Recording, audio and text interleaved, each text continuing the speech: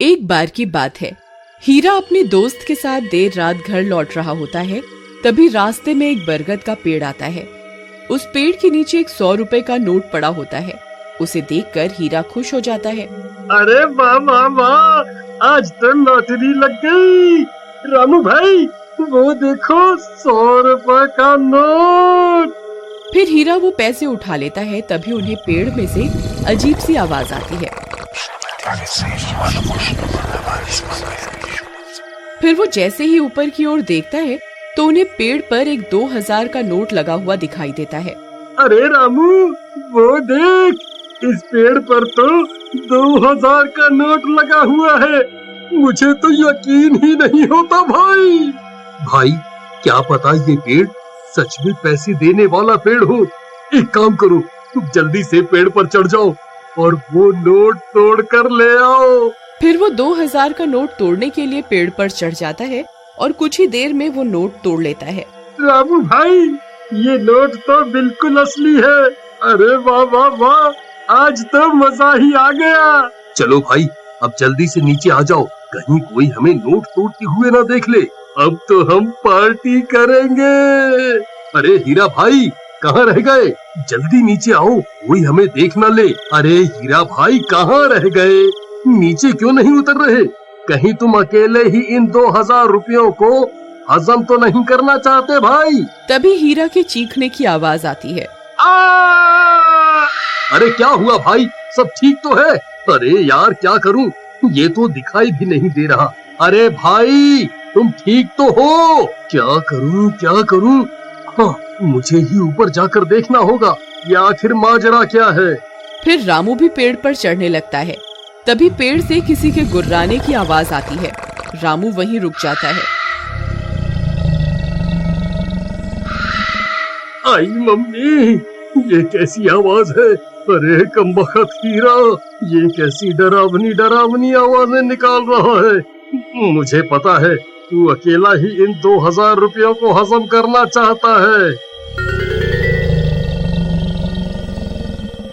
आई mummy, कौन है भाई? अरे हीरा, तेरा नाश मिटे कमबख्त। तुझे क्या लगता है तू मुझे यूं डरा कर 2000 रुपए हजम कर जाएगा? मैं अपने हिस्से के पैसे नहीं छोड़ूंगा। हाँ। फिर डर के मारे रामू वहाँ से भाग जाता है। अरे मर गया रे, भागो रे। सुबह होने पर रामू सीधा हीरा के घर हिस्से के पैसे लेने पहुँच जाता है। ए हीरा, दरवाजा खोल, मैं अपने हिस्से के पैसे लेने आ गया। चल जल्दी मेरे पैसे निकाल। फिर हीरा की पत्नी दरवाजा खोलती है। रामू भैया, आप, अच्छा हुआ आप आ गए। ये कल रात से घर पर नहीं लौटे, मुझे बहुत फिक्र हो रही है। आप कुछ कीजिए ना। कहीं ये कमबख्त सारे पैसे लुटाने के लिए शहर तो नहीं निकल गया? नहीं, हीरा एक नंबर का कंजूस है। वो इतने पैसे खर्च करने वालों में से नहीं है। जरूर कुछ गड़बड़ है। राधा बहन, चलो मेरे साथ। फिर रामू राधा को अपने साथ लेकर उस बरगद के पेड़ के पास पहुंच जाता है। राधा बहन, हम रात को इसी रास्ते से आ रहे थे, तब हमें इस पेड़ पर 2000 रुपए का नोट लगा हुआ दिखाई दिया। उसे तोड़ने के लिए हीरा ऊपर चढ़ा था, लेकिन वापस नहीं आया। तभी कुछ गांव वाले भी वहां पहुंच जाते हैं। फिर रामू सबको पैसों की बात बताता है। अरे भाई हरिया, जरा पेड़ पर चढ़कर तो देख, हीरा भाई वहाँ है या नहीं? फिर हरिया पेड़ पर चढ़ जाता है और बहुत देर ढूंढने पर भी उसे हीरा का कोई नामो निशान नहीं मिलता। भाई, यहाँ ऊपर कोई आदमी नहीं है। ये कैसे हो सकता है? हीरा तो नीचे भी नहीं उतरा। फिर हीरा गया तो गया कहाँ? कहीं वो चुड़ैल उसे खा तो नहीं गई, जो रात को अजीब सी आवाजें निकाल रही थी? फिर सब गांव वाले वहाँ से चले जाते हैं और राधा रोने लगती है। जी, आप कहाँ चले गए जी? अब मैं आपको कहाँ ढूंढूं? तुम रो नहीं बहन, हीरा जरूर मिल जाएगा। हम रात होने पर यहाँ दोबारा आएंगे। फिर वे दोनों भी वहाँ से चले जाते हैं। रात होने पर रामू कुछ गांव वालों को साथ लेकर फिर से उस पेड़ के पास पहुँच जाता है। अब की बार पेड़ पर बहुत सारे नोट लगे होते हैं। गांव वालों की आंखें फटी की फटी रह जाती हैं। अरे वाह वाह वाह वाह, हमारी तो लॉटरी ही लग गई। अरे रामू भाई, तुमने तो कमाल की खोज की है भाई। तुमने तो सच में पैसे देने वाला पेड़ खोज निकाला। फिर पैसों के लालच में आकर एक गांव वाला झट से पेड़ पर चढ़ने लगता है। अरे नास मिटे, रुक जा, ये कोई आम पेड़ नहीं है, यहाँ जरूर कुछ गड़बड़ है, रुक जा। लेकिन वो गांव वाला रामू की बात को नजरअंदाज कर देता है और पेड़ पर चढ़कर कुछ नोट तोड़ लेता है और वापस मुड़ जाता है।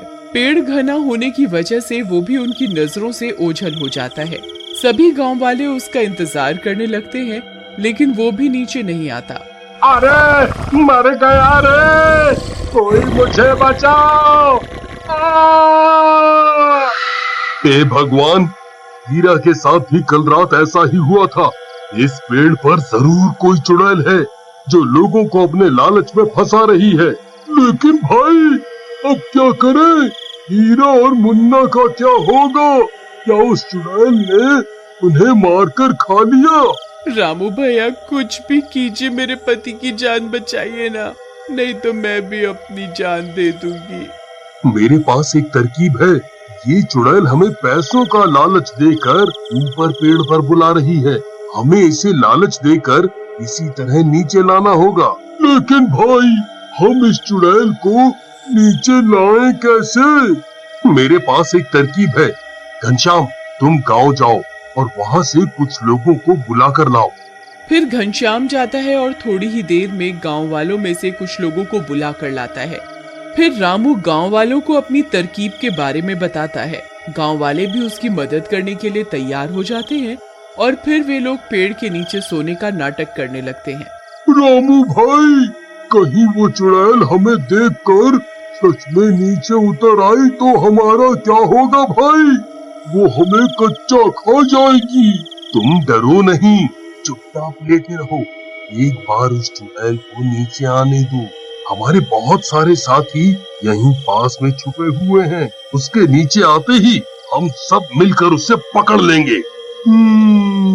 तुम्हारी तरकीब तो सही लग रही है भाई, लेकिन वो चुड़ैल हमसे ताकतवर निकली तो फिर क्या होगा भाई?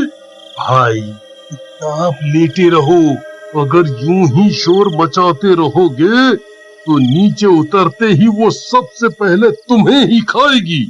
मम्मी, शुभ शुभ बोलो रामू भाई, अभी तो मेरी शादी भी नहीं हुई। कुछ देर इंतजार करने के बाद वो चुड़ैल पेड़ की झाड़ियों से झांककर उन गांव वालों को देखती है। फिर चुड़ैल पेड़ से नीचे उतरने लगती है। तभी रामू खड़ा हो जाता है। चुड़ैल उसे देखकर चौंक जाती है।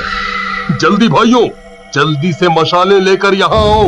ये चुड़ैल नीचे आ गई है, अब हम इसे जिंदा नहीं छोड़ेंगे। जल्दी जल्दी आओ। फिर कुछ गांव वाले वहाँ रस्सी और मशाल लेकर पहुँच जाते हैं और रस्सियों की मदद से उस चुड़ैल को बांध देते हैं।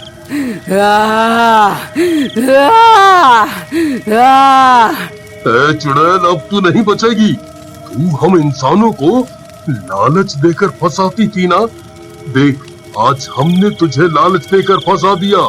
मुझे छोड़ दो, मुझे आपके हवाले मत करो। मैंने तुम्हारे किसी आदमी को अभी तक नहीं खाया है।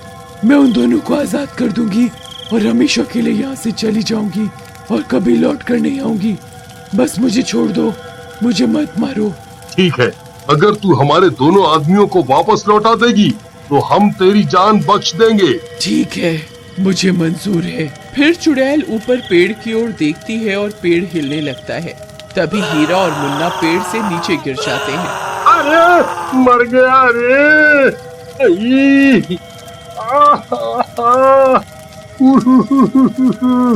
अरे हीरा भाई, तुम ठीक तो हो ना? हाँ भाई, मैं ठीक हूँ। मेरा लालच कुछ ज्यादा ही महंगा पड़ गया। फिर गांव वाले उस चुड़ैल को आजाद कर देते हैं और अपनी अपनी मशालों को पीछे कर लेते हैं और चुड़ैल वहां से गायब हो जाती है।